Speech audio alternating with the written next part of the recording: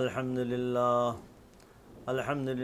वकफ़ा सलामुन अला इबादिहिल्लज़ीना इस्तफ़ा अम्मा बाद। আলহামদুলিল্লাহ, আল্লাহ পাকের দরবারে লাখো কোটি শুকরিয়া জানাচ্ছি যে তিনি আমাদেরকে এনআরএন গ্রুপের ব্যবস্থাপনায় আয়োজিত দেশব্যাপী হেফজুল হাদিস প্রতিযোগিতা 2024 অত্যন্ত সফলভাবে সমাপ্ত করার তৌফিক দিয়েছেন। আমাদের উক্ত প্রতিযোগিতায় দেশের শীর্ষস্থানীয় 5 জন বরেণ্য আলেম বিচারকের দায়িত্ব পালন করেছিলেন। বিশেষ করে শেষ পর্বে 1 নম্বর মাওলানা মাহফুজুল হক সাহেব, মহাসচিব বিফাকুল মাদারিসুল আরবিয়া।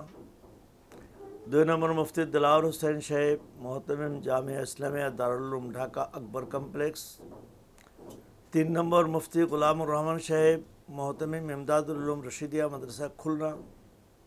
4 নম্বর মুফতি রফিকুল ইসলাম আল মাদানী সাহেব, ইসলামী রিসার্চ সেন্টার বসুন্ধরা। 5 নম্বর মুফতি সিফাতুল্লাহ রহমানী সাহেব, সিনিয়র মুহাদ্দিস ও শিক্ষক প্রতিনিধি, জামিউল উলুম মাদ্রাসা মিরপুর 14 ঢাকা। এনআরএন গ্রুপের ব্যবস্থাপনায় আয়োজিত দেশব্যাপী হেফজুল হাদিস প্রতিযোগিতা 2024-এর পূর্ব ঘোষণা ছিল যে আমরা প্রথম, দ্বিতীয় এবং তৃতীয় স্থান অধিকারী 3 জনকে এনআরএন গ্রুপের পক্ষ থেকে পবিত্র উমরা পালন করাবে। অতঃপর প্রতিযোগিতার দিন এনআরএন গ্রুপের সম্মানিত ব্যবস্থাপনা পরিচালক, বিশিষ্ট শিল্পপতি আলহাজ মোহাম্মদ রেজাউল করিম মোল্লা সাহেব প্রতিযোগীদের ঈর্ষণীয় ফলাফল দেখে খুশি হয়ে 3 জনের স্থানে 5 জনের নাম পবিত্র উমরা পালনের জন্য ঘোষণা করেন।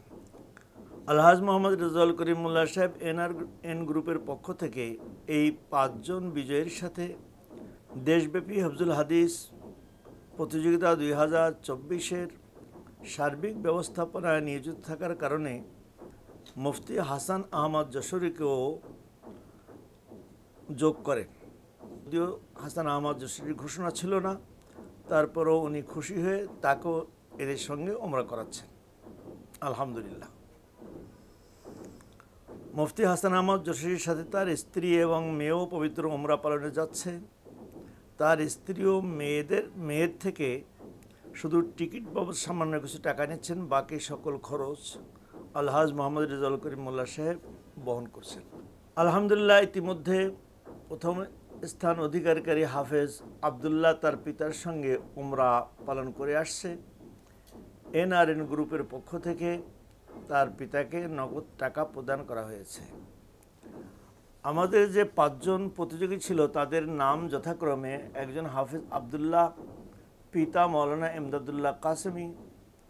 দ্বিতীয় ছিল মোহাম্মদ আলী, পিতা মোহাম্মদ বাদশামিয়া, ঢাকা দোহার। তৃতীয় জন ছিলেন মোহাম্মদ বখতিয়ার হোসেন তাকরিম, পিতা মৌলানা মুজাম্মিল হক, তাড়াইল কিশোরগঞ্জ। চতুর্থ নম্বর ছিল মোহাম্মদ জুবাইর, পিতা মোহাম্মদ ইউসুফ তজুমুদ্দিন ভোলা। 5ম নম্বর ছিল মোহাম্মদ মুজাহিদুল ইসলাম মুবাশশির, পিতা মোহাম্মদ নিসার উদ্দিন, মুক্তাগাছা ময়মনসিংহ।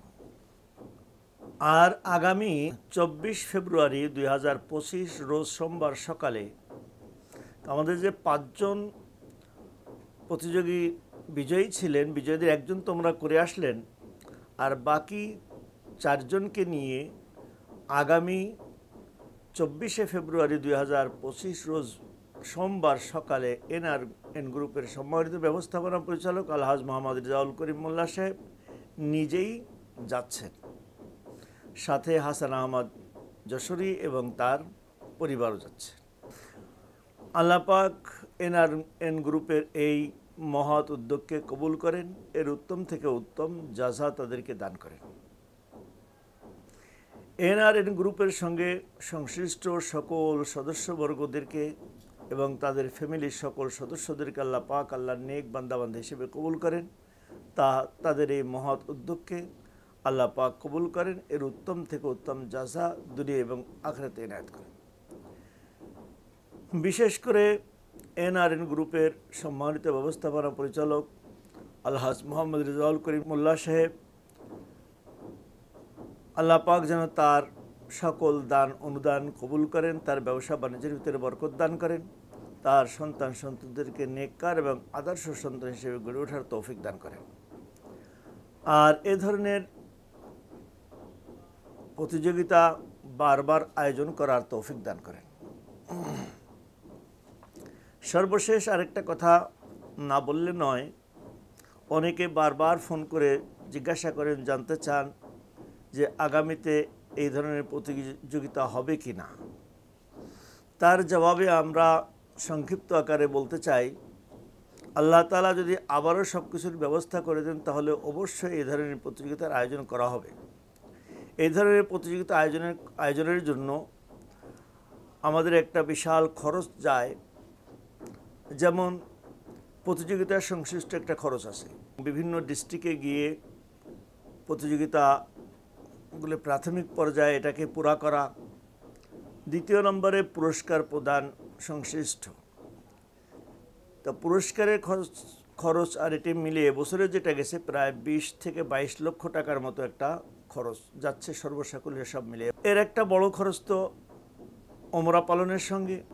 আমরা এখানে এই 5 জনকে ছাড়া আরও পুরস্কৃত করা হয়েছে 17 জনকে।